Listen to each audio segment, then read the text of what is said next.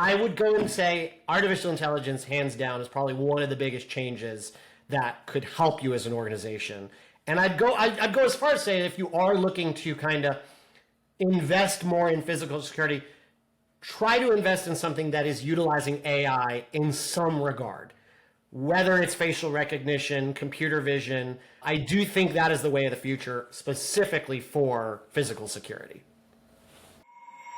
Welcome to Securing the Future podcast with your hosts Jesse Meadors and Ramin Lamei, where we discuss the latest cutting-edge technologies and how they are affecting the security industry. Join us as we explore the latest advancements and discuss how these innovations are shaping the future of security. With Jesse, a skilled recruiter, and Ramin, a seasoned security leader, this is the show where industry expertise meets in-depth discussions. If this is your first time tuning in and you got interested in what we're going to talk about today, which is the convergence of physical and cybersecurity, we've got a special guest who I'm going to introduce just in a second here. But our focus is really talking about trends in security, looking at the future. How do we educate? How do we talk about trends with hiring, with technologies? And today we're real excited to have Justin Fier on the show. He's going to talk a lot about the convergence of physical and cyber. And Justin's got a really interesting background. He and I actually met at a conference. I was so impressed with his speaking ability and his technical knowledge that I just said, hey, how can we do some work together? And decided to have him on our podcast. He is the Senior Vice President for Red Team Operations at Darktrace, which I know you won't be talking about Darktrace today in our show, but his background is in intelligence, and I'll let you kind of get into some of your experience, Justin. But first of all, welcome to the show, man. Thank you. I'm looking forward to it. Yeah, so let's dive into it. There is definitely a very interesting convergence now that I don't think, and Justin, you and I were talking about this earlier, and Ramin, that a lot of people haven't really recognized the convergence and the integration between physical and cyber. So walk the audience through a little bit of your background, maybe even just defining some basic terms. And I know we're actually going to see some cool tools that you use in physical security red teaming as well, Justin. So we'll let you take it away with a little intro. Yeah, absolutely. Well, as you mentioned, we met at, I think it was a conference a couple weeks ago. And I also do not fit the typical introvert in our industry. I am up on stage speaking the gospel about all things Darktrace at the time. And one thing I am very passionate about that we talked about is physical security. And it's something that I think is oftentimes overlooked. People don't realize that it is actually part of the red team's mandate. So before we even go into that, we're going to throw a whole bunch of terms at you guys today. So let's take a quick second and kind of define some of those. You've got the red team, you've got the blue team, you've got the purple team, and all of those serve very different functions. We'll go through how all of those kind of work hand in hand. But for me, what I find most interesting is just the lack of understanding in most organizations of physical security. A lot of times organizations don't think about it until it's an afterthought, until something has happened, whether it's corporate espionage or nation state has actually broken into their building. As you did mention earlier, I do come from the Intel community, so use your imagination, viewers, as to what that might mean. I will not go into detail of what that is on camera, but I might have some experience in the real world doing this type of work. So let's define that a little bit. Red team, what is our job? Our job is to literally break in. Our job is to be as covert as possible and test the business's processes. And that doesn't mean just the technical processes. That means the business processes, the human element, that means everything. And most of the time, the CEO doesn't even know what we're doing. It is usually only known by a very small group of folks. Now, I mentioned some other teams in there. Our job is to beat the blue team. Red team versus blue team. The blue team are the defenders, and our job is to get in and get out without the blue team spotting us. Now, it's not just a matter of getting in and getting out. Of course, when we submit a final report, we give very detailed how to fix that, our recommendations on what the business could do to make things better. So we don't necessarily take it with pride that we've gotten in, gotten out, because it means the business had some areas to fix. But it is also a great thing if the blue team catches us. What's purple? Now, purple, you've probably heard a lot more because there's been a whole lot more emphasis in the last 2 years on purple. And that's where the red team and the blue team literally sit together in the same room. They come up with an operation. And in many cases, the blue team is sitting there saying, all right, red team, go and do that thing. Let's see if our systems caught it. And there's a little bit more emphasis around that right now because you can do it a lot quicker. It doesn't require as much sign off and as much planning. And it tends to just be a much more fluid operation. That is your primer on what red team, blue team, and purple teaming is. Now, when it comes to physical, and we'll talk about that later on, I find that most organizations or most viewers don't even realize that physical security is part of the red team's mandate. It is our job to literally pick locks. It is literally our job to try to physically break into the office. I've got friends that will wear a UPS a costume, so to speak, and try to social engineer that front desk person to gain physical access into the office. So it is much more than just getting on the keyboard, throwing some exploits, and trying to break the business processes from a technical perspective. And we'll go into a little bit more detail later on about that. I'm surprised you didn't say an Amazon driver, right? Because I feel like today, the amount of Amazon drivers I see everywhere is a constant. And you know, maybe it was 10 years ago. Yeah. And like some kind of blue, some kind of vest with casual clothes underneath. I don't even see people asking questions. I mean, Ramin, that's such a great point because honestly, most of them aren't even employed by Amazon. They're contractors. So it's just someone doing gig work on the side. Cars, they're just like, there's maybe a vest that says they could be tied to Amazon. I'm taking notes right now. We're absolutely going to put that to test. Well, I live in a gated community as well, and it bothers me that like when someone shows up and says, I'm delivering an Amazon package, I don't even get a heads up or are you expecting a package anymore, because that's too much work for someone to do. Too many packages showing up. Yep, and I mean, that's a great point that, you know, we'll definitely chime on later on when we talk about defense in depth. You could argue, what's the point in living in a gated community if every delivery person is given carte blanche access to come in? The next question would be, I hope that the neighborhood has other things in place once you're past that first layer of defense to hopefully capture if that delivery driver is doing something they're not supposed to be doing. And that's the very same concept that most corporate organizations are not doing or should be thinking about as they're building out their security apparatus. That's a good point. And let's build up to defense in depth, right? So my first job out of school was actually physical security. So this is a topic that I got really introduced to early in my career and got exposure to understanding, to your point, like defense in depth kind of models there, and then started converting that as I moved towards technology or more information technology. But, you know, it was interesting. When I first started this job, I was maybe 21 years old. And one of my biggest jobs at the time was like the Atlanta airport. We were updating a lot of their technologies. And to your point, defense in depth was everything, right? So it wasn't enough to have a badge reader, right, at a door with a mag lock at the door.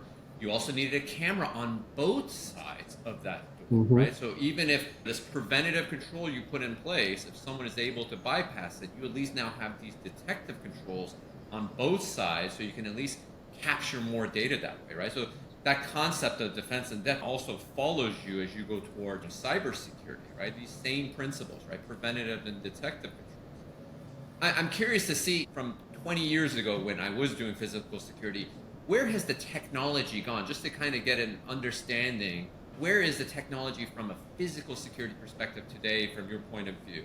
Help us understand that, right?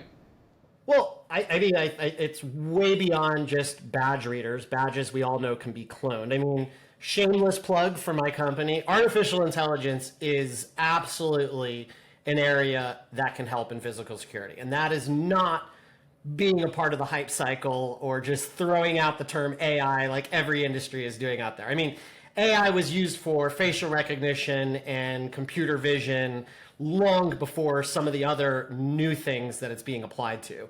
Now, some of the newer age, I'm saying, security software that's out there are utilizing that. They're doing facial recognition in the office. Imagine if your security system could just read the color of your lanyard and determine that it's a red lanyard, so they're an employee. And we can have a count of how many employees versus non-employees are in the office. All of that is doable now. And so I do think artificial intelligence has definitely upped the game quite a bit. And then also the mediums. We don't need to rely on the badges anymore.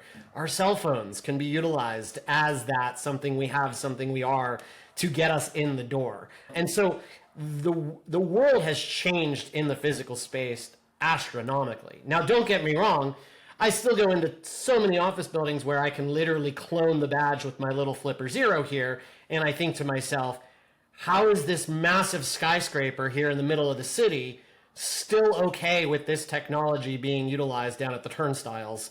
You know, I look at the menu of all the different companies that are in here, some of which are pretty big companies, and think to myself, how are you okay with the fact that that building is doing that? And so I oftentimes wonder, is this just the times have not caught up? Folks do not realize how easy it is to get past some of these things, or that technology has still really not caught up with the vast world that we live in. It's unclear at this point. But I would go and say artificial intelligence, hands down, is probably one of the biggest changes that could help you as an organization. And I'd go as far as saying, if you are looking to kind of invest more in physical security, try to invest in something that is utilizing AI in some regard. Whether it's facial recognition, computer vision, I do think that is the way of the future, specifically for physical security. Do you see the vendors keeping up in this space with where the threats are going, or do you see kind of a gap? Well, that's a tricky question, because I'll ask both of you. How often do you read in the news about corporate espionage? You don't hear about it often. It happens so frequently, but I don't know this for a fact. My theory is general counsel buries it a lot of the times, or for whatever reason, maybe local law agencies or even federal government is involved, and therefore it cannot be publicized. Again, all hypothesizing, I don't know for a fact, but that is something that I find strange. You don't hear about it as often as it is happening. And so because we're not hearing about it, organizations are not thinking about it as a risk. Now, I'll throw another curveball at you. Everybody was on the zero trust bandwagon a few years ago, still are for that matter. Still, nobody's able to really define what zero trust is. Everyone's got a different definition of it. But let's apply zero trust to physical security. A lot of organizations don't think about it because they inherently trust everybody within the building. Oh, he's got a badge, he must be okay. I disagree with that. I don't trust anybody in the office. Probably trust the people with the badge even least, because they have a badge into the building and a password onto the network. So all the more reason to watch them even more so. So I don't know. I don't know if it's one of those things that boards still just don't want to invest in it because cybersecurity is not a revenue generating thing. It could be that old adage. It's hard to say why it has not caught up. If you look at some of the vendors that are out there, the technology is astounding. I mean, there is some really cool tech out there. I just don't know why it has not gotten as much attention. I wonder if it's more the type of security for corporations. It's more around like a check the box kind of exercise. I know when I worked at my last corporate job, there's no doubt physical security was important to them, but it was a very specific checklist: cameras, badge reader, locked doors for like your server rooms. That was it, right? So it wasn't really threat modeling beyond that to say, okay, what else do we need? What other risks could this location and unauthorized access introduce? And then how do we mitigate those, right? So it's kind of like to your red teaming exercise. If companies don't do the red team exercise, then it's more of a checklist kind of physical security that they do. And it's like we implemented it and we forget about it, right? Yeah, I mean, again, I don't want to point any fingers, but that is the importance of red teaming. Not to shameless plug what I do, but that is the importance. It's our job to highlight the risk to the organization. And sometimes the organization doesn't want to hear about it. Sometimes it costs money to fix these things. But that is our job, to highlight all the things that could be used by an external or an internal threat actor. And another reason why I hope more organizations invest in red teaming, whether they have the resources to have their own internal red teaming staff or hire an external staff to do it for them. It is so important because it covers all aspects of the security lifecycle, including the physical. And it's important too, because you talked about, before we got on the call, the new complexity that like remote workers and more challenges that has created, right? So that to me screws up your baseline, right? Where if you had a baseline of every day 500 people show up to the office, and one day 600 or one day it's 400, you now have a baseline. But with remote workers, you don't have that kind of baseline, right? Well, and I'll throw two other curveballs at you. You nailed a great point. We talked about this. It is a controversial argument. Do I call everybody back into the office, or do I allow people to be fully remote, or do I do this hybrid? And I don't think folks realize the security risk of the hybrid. I really think you should kind of take one side or the other, full remote or full back in the office. When you do this hybrid, and by the way, this is just my views, it has nothing to do with my company's views. When you do that hybrid, you bring about that added risk of, I have an entire office space with networking closets, sensitive hardware, open ports on the side of the wall, sometimes no front desk person, a vacant office, so that even when a red teamer comes to do an assessment, we have carte blanche. We have 8 hours to do whatever we want, walk around the office. We don't even need to do it in a covert manner. We can do it as overt as possible because there's literally nobody there. And we can implant the office with all sort of things and nobody's going to know any different because the office is literally sitting empty. And I wonder if many organizations don't necessarily think about that as being a risk because we are trying to appease our workforce. And again, I understand it is a tough argument to be had, and we haven't even scratched the surface, and a lot of businesses are going to be dealing with this for years to come. But it is something we do need to think about with all these empty corporate buildings sitting out there. It is ripe for the taking by nation state and other well-resourced threat actors that know how to bypass a lot of these physical security controls. The other thing I was going to point out is, in the last few weeks, a number of ransomware operators have actually gone around the intermediate access broker or the initial access broker, the IAB. And they've actually started approaching employees with that black bag full of cash. Here's $50,000. I need your credentials because I'm going to attack your organization.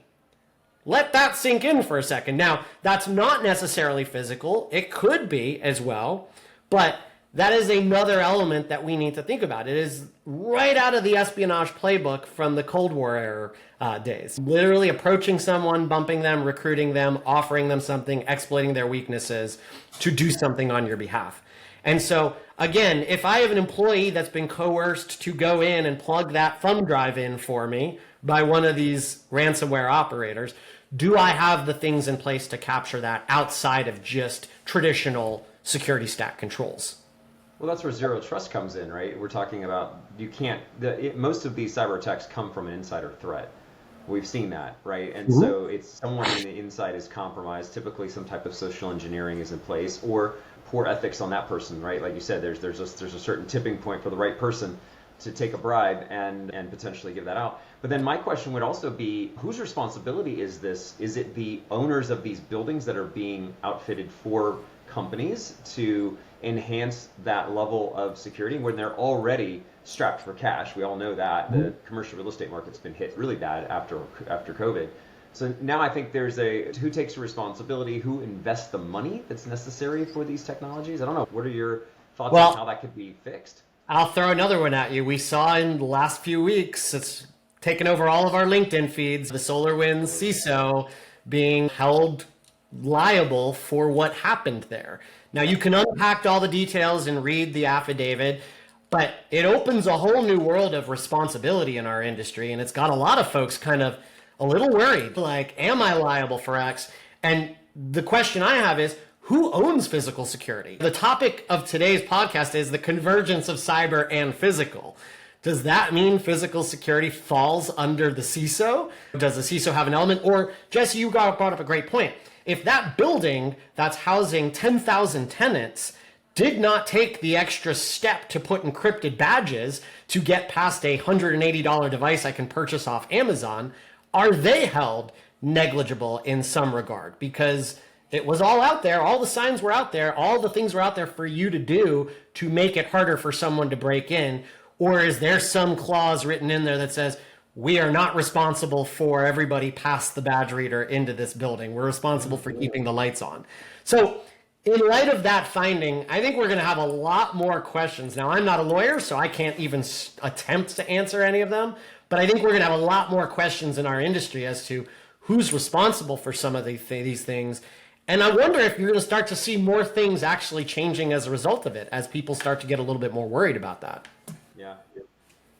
Well, let's take a look at how you, just as we get into the physical security, curious to see how you break in to a building. I think a lot of folks out there are going to be like, well, what are some of the things we need to even think about from a security perspective? And what are the tools that are out there from the red teamers or attackers, right, that could be used to compromise my physical security?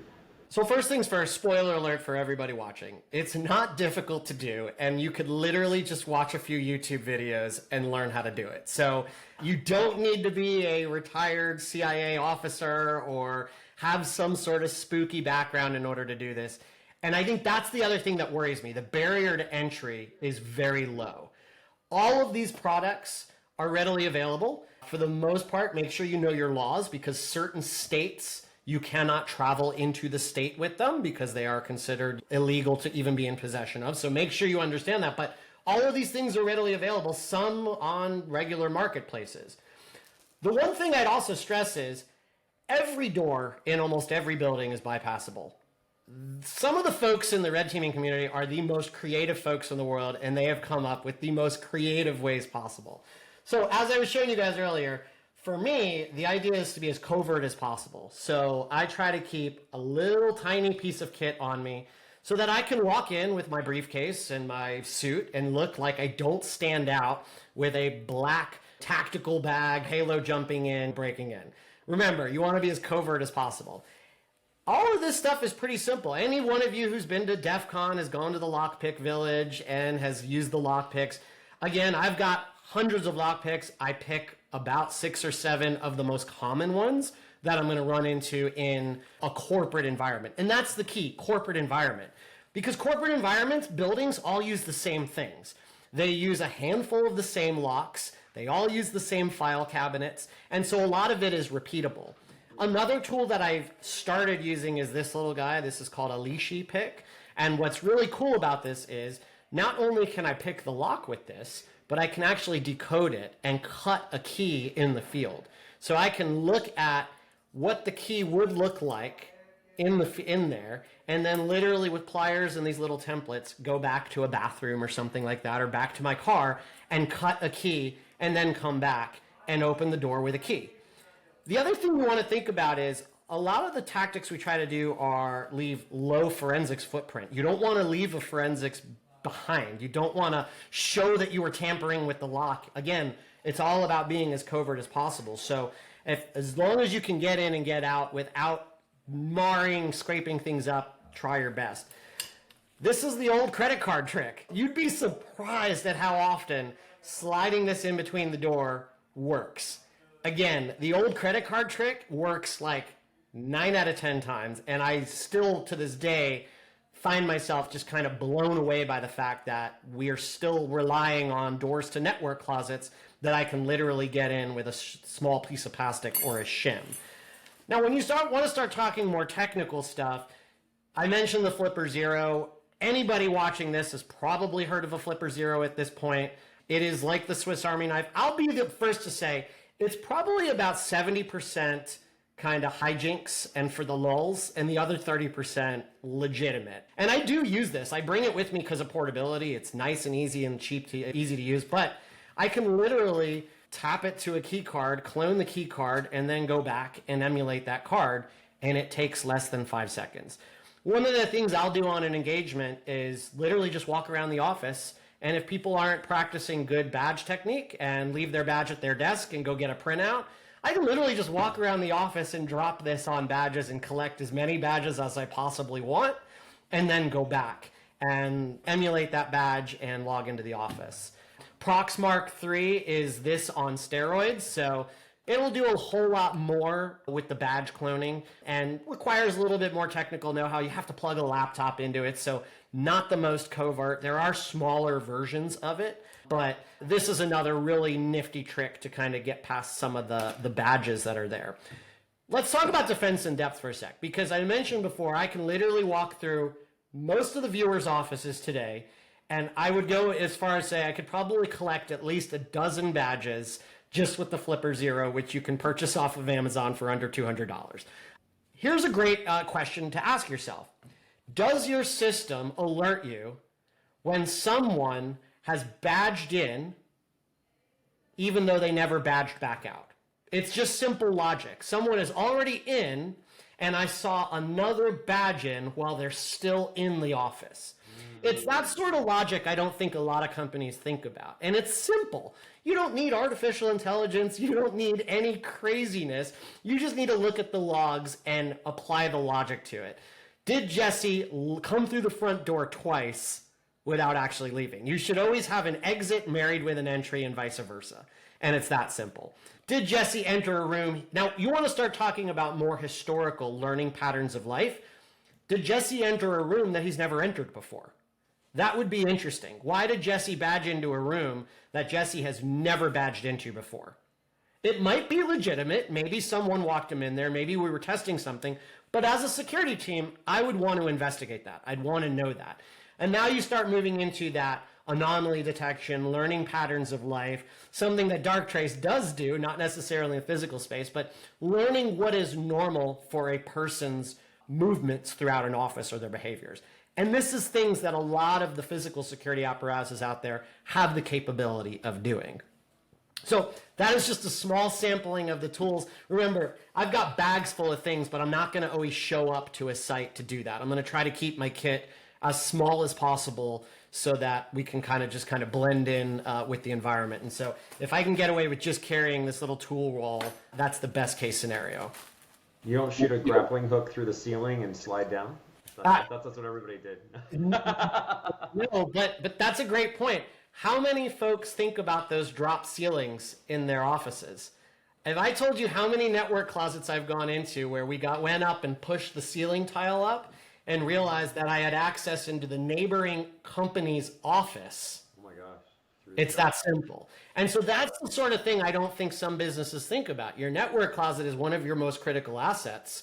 And if my neighboring company, I don't even need to worry about my own employees. My neighboring company could have a rogue person over there that just late at night lifts up that ceiling tile and comes on into my network closet. But remember what we said about defense in depth. If I have a camera in there, as Ramin mentioned earlier, cameras on both sides, if I have those things in place, then I'm okay with the drop ceiling. I don't necessarily need to put a concrete wall in between. I put those mitigations in place to lower my risk and accept that risk as a business. So it's not necessarily about fixing everything. It's about accepting the risk and proving that the mitigations you have in place are acceptable for that. And at the end of the day, it's all investment, right? So, it's calculating what's the right investment. Are you analyzing the data, right? Like if you do a red team exercise, there's data there. Are you analyzing and making decisions based on informed information? Well, that sounds like it's the key. Even the example you were mentioning around like the baseline, like it's almost like you need SIM type capabilities for physical security to help you with correlation, with alerting, kind of that logic where, a lot of that stuff is not out of the box, right? From 20 years ago when I worked in physical security, I don't remember a lot of logic around alerting with badging in, badging out. So I don't know where it is today. But and you Ramin, need more of that AI approach on this person's already badged in, so technically they should be in. So why is there another badge from the outside in? You've said that magical word data twice now, and you even said it when you referenced your job 20 years ago. That is the key point here, data. We're talking about physical security, but we're also talking about ones and zeros in relation to that. And that is the piece that I think is missing. Data is what drives everything, all the way down to the simple door opening, door closing, badging, badge out. And as you mentioned it, listen, I think all of us agree most of our clients hate their SIM. Most of them complain about it left and right. They still have to keep it, whether it's for regulatory reasons or whatnot. There's lots of arguments to be had about it. But most of the new security apparatus out there will allow you to actually export that data into your SIM. Why would you not want to bring that into the place? I'd also question if any of the viewers out there are in the insurance industry, is that something that the insurance industry asks for? Like, should you be logging that? Do you need to keep that data for 5 years like we're being told we have to keep other data? I wonder, this goes back into that convergence question. If that data can go into the SIM, is there a requirement to do so? And could it even help us with our insurance premiums, showing we've gone that extra mile to bring that data in and we're keeping X amount of it to prove certain things when the time comes that we have to call you up for a claim? Even you brought up the point of including the controls around physical security with cybersecurity, right? So imagine your camera system or your badge reader system. Do you have multi-factor to access these? Are you locking down? Are you changing default passwords, right? So similar type of hygiene type of... Who has access to it? Applying those to those systems too, because I'll tell you, in my last corporate job, if I'm not mistaken, it was physical or facilities that was managing those systems, not a cyber team, right? So do they have the baselining and the expertise to lock those things down as well? You know, so you've definitely scared the pants off of, I'm sure, anyone that has a physical office. But what would you recommend beyond things that are, well, not even beyond, but things that are accessible to companies? What would you recommend for them to do to mitigate some of these risks? Well, the first thing is something you just mentioned that I think we should have mentioned earlier, the ownership of it. And I'll go back to my Darktrace days, current and past. I can't tell you how many times I've been in a client's environment, and one of the things we find is compromised security cameras because they're old, antiquated hardware with default passwords set in them, beaconing out to places they definitely should not be beaconing out to. And then we ask the question of who manages this, and you just nailed it on the head, facilities or building engineers. And you kind of scratch your head and wonder, like, they're not going to care about patching. They're not going to care about the very simple cyber hygiene that is ingrained in all of us. And so step one is just figure out the ownership of it. Let's define it once and for all, like who owns it in our organization, and let's figure out, like, are we doing the most we possibly can? And it might mean, are we using a system that's 15 plus years old, and is it time to maybe come up with the times and look at some of these new technologies that are out there? I know that we're in weird economic times, and that's not always the easiest thing to swallow, go out and spend hundreds of thousands of dollars on new physical security, especially as you just contradicted yourself, Justin, and said nobody's in the office. So that's a tough one to sell to any organization. But I think, Ramin, what you said really resonated the most is that let's figure out who owns it first. If the building maintenance, if the building engineers own it, then the simplest approach would be just getting them on board, making them realize that they are a part as much as anything else of the cyber apparatus, and just giving them some guidance. We can't just expect them to think like we do, and we can't expect them to reset their passwords and do all that. The other thing is, and shameless plug for Darktrace, visibility, visibility, visibility. So whether you are using a new age physical security system that probably runs off your TCP IP stack, or one of the older ones that's just some god-awful Wi-Fi or whatever, make sure you have visibility into it. It does you absolutely no good to have 100 of these cameras up if I can just, like we've seen in every James Bond movie, kill the feed before I go into that part of the building and wipe the data in the box. So make sure you have visibility into the entire infrastructure, and make sure there are those physical kind of stopgaps. If you can air gap it, even better. I know that that's kind of irrelevant these days. Air gap doesn't really work, but I'd say visibility is the number one piece of advice I give everybody from a cybersecurity and a physical security standpoint. And then the last thing I'd say is red team. If you can afford it, invest in a red team, work with them, make sure you set the criteria for what you want to test. It doesn't have to be the super squirrely black bag stuff. It could be as simple as a phishing exercise that goes a couple steps further than a traditional just phish, or it could be the squirrelier black bag stuff. I'll tell you, like, I've done engagements where we've actually worked with a witting person, where the CISO has given them a piece of paper that says you're going to do what they say and your boss can't fire you because you did what we told you to do. And you're going to trigger the following things because we want to make sure the business can capture that. If you can afford to work with a red team, do it. If you have your own red team, engage with them. Make sure they are testing your physical security controls. And if you can't What even about, like, let's say afford, you you know, don't red have team, the- I can only imagine, similar to cybersecurity, an assessment, right? And those could periodically be done too. And your assessment, I don't know if there's any frameworks out there for physical security, but I can only imagine our passwords change on a regular basis for your technology, right? Those cameras, are you using secure protocols? Are you patching these systems, right? So red teaming, I think, is a nice to have if you can afford it, but you can start more simple with just kind of asking questions too, right? And doing that on a periodic basis. I think even if you had a red team within your organization, it doesn't have to always be they fly out and spend a week on site. Jesse, you and I were talking about this. Yeah. You could do a lot of this remotely. Like, you could send them a camera and say, I need detailed pictures of the lock keyways, of all your ingress, egress points. Give me a layout from the building of the actual floor plan.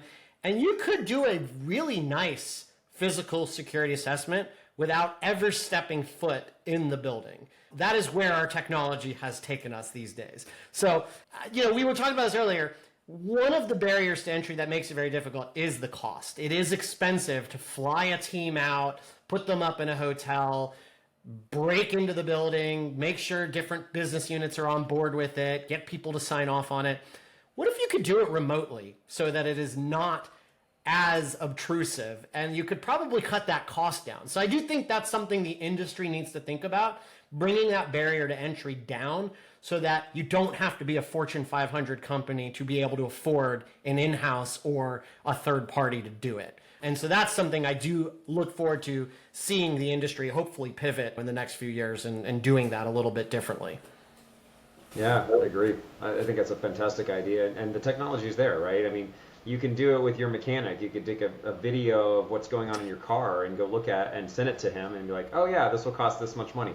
Like, it's just basic using someone who has the intelligence and the expertise, getting their kind of visual on what's going on, and then providing some advice, some basic advice. I think that what we're talking about is the facilities teams not talking to, let's say, the CISO in an organization at all.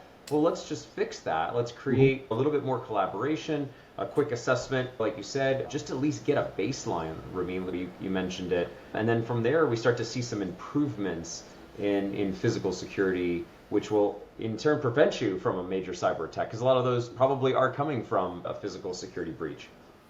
And if I get the honors of getting invited back, a whole other topic could be counter-espionage playbook. I don't think most organizations have a playbook or know how to handle a counter-espionage. What would your organization do if a nation-state agent approached one of your employees with a briefcase full of money and recruited them? Would your employee know what to do? Would your security apparatus know what to do? Would your lawyers know what to do? Wow, that's an interesting question. Would that be disaster recovery, business continuity? Which team would handle that? Again, I just gave you guys a whole other topic for the next podcast. Very interesting topic. Well, Justin, this has been fantastic. I've learned so much and kind of nerded out with you, and hopefully our audience will have picked up a lot of great ideas, a lot of good questions to start asking, right? That maybe these conversations are just not happening enough.